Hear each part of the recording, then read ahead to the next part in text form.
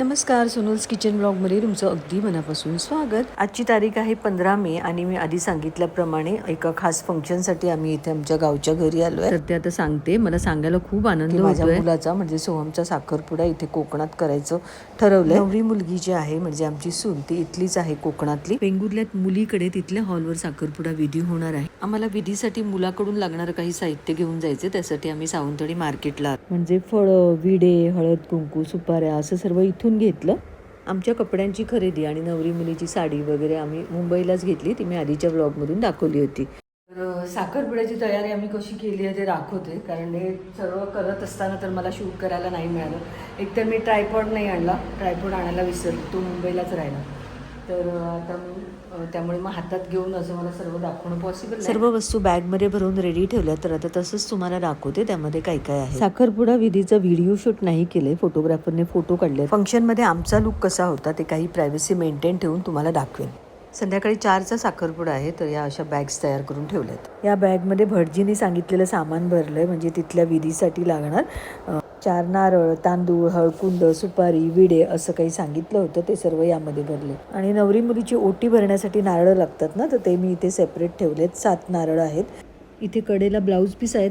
Blouse piece तर लागत नाही, पण तरी मी त्यामध्ये ठेवले. साखरपुड्याची ओटी भरण्यासाठी नारळ, ड्रायफ्रुट्स, फळं असे जिन्नस लागतात. हे नारळ आमच्याच झाडाचे आहेत, मी काढून सोलून घेतले होते इथे आल्यावर. त्यानंतर इथे हे फ्रूट बास्केट थोडं रेडी करून ठेवलं आहे. यामध्ये अननस आहे, केळी आहे, चिकू आहे ना, पेरू वगैरे असं सर्व ते आता पॅक करूनच ठेवलं आहे. आणि यामध्ये ड्रायफ्रूट्स आहेत, हे बघा, पिस्ता, बदाम, खजूर वगैरे असं सर्व आहे यामध्ये. आणि हे ना टोपी ठेवली आहे यामध्ये लागली तर.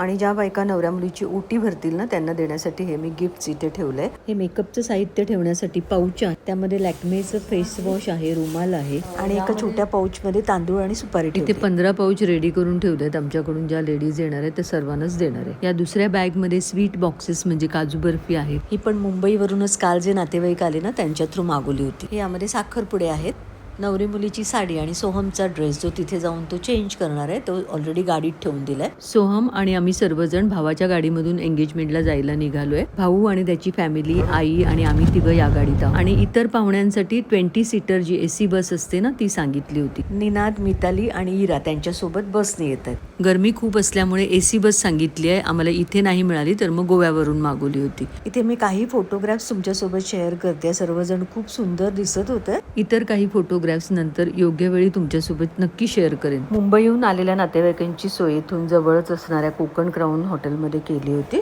आमची मुलं त्यांच्यासोबत हॉटेलमध्ये राहिले आणि आम्ही घरी थांबलो. काही नातेवाईकांची आमच्याच इथे आजूबाजूला घरं आहेत, ते तिथे राहिले. तर अशी छान सोय झाली सर्वांची. ही इतकी सुंदर रिंग प्लेट मुलीकडच्यानी घरीच बनवली होती, तिच्या आईने, बहिणीने वगैरे. जेवणाची अरेंजमेंट हॉलवरच केली होती. तर छान असं कोकणातल्या पारंपरिक पद्धतीने साखरपुडा विधी संपन्न झाला.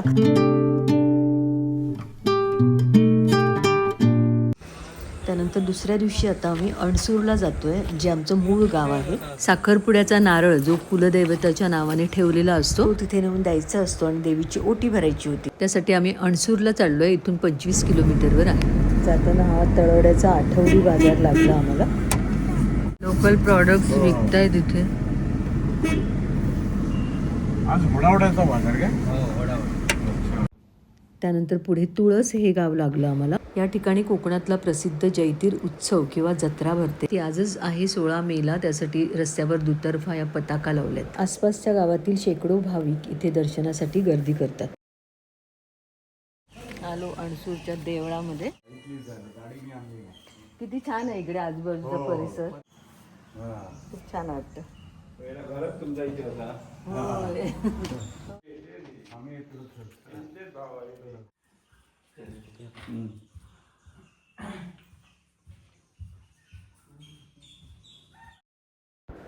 इथे नारळ देऊन देवी आईची ओटी भरली.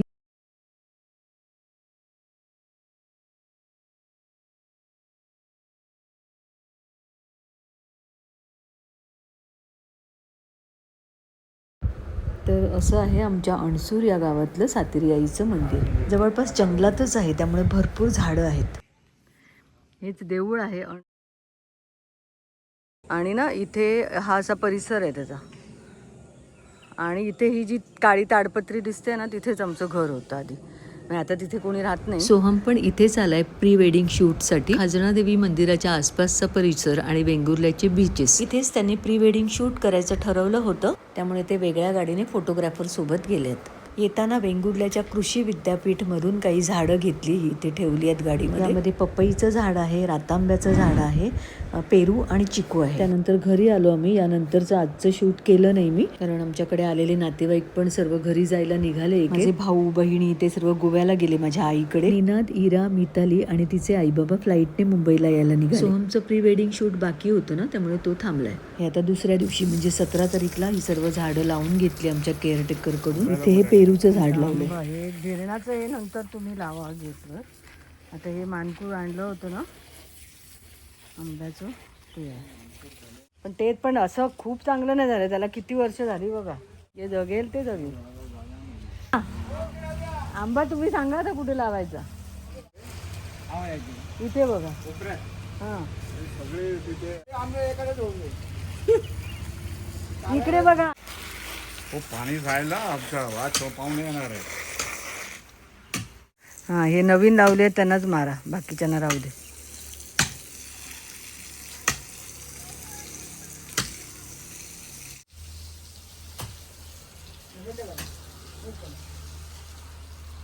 त्यांच्या आवळाचं झाड आहे, त्याच्या खाली इथे ते लावतात. ठीक आहे. आपला खत बीत का टाकायचं एवढं ते आता पावसाळ्यात देऊ तेव्हा ना.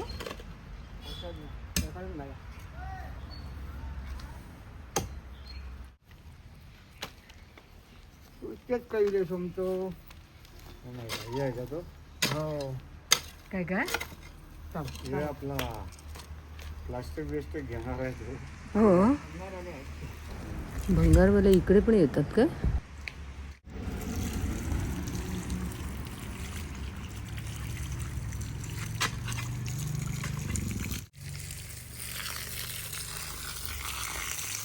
हे इथे मानकूर लावलं.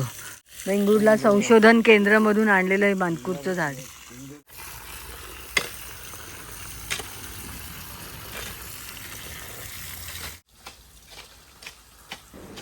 चला आता आमची झाडं तर लावून झालेली आहेत. सोहम आज पण प्री वेडिंग शूटसाठी वेंगुर्ल्याला गेलाय. हे व्लॉग्स माझ्याकडून लेट अपलोड होत आहेत ॲक्च्युली, त्यासाठी सॉरी. आणि आता इथेच व्हिडिओचा एंड करते. नवीन व्हिडिओ सोबत आपण पुन्हा भेटू. तोपर्यंत बाय बाय.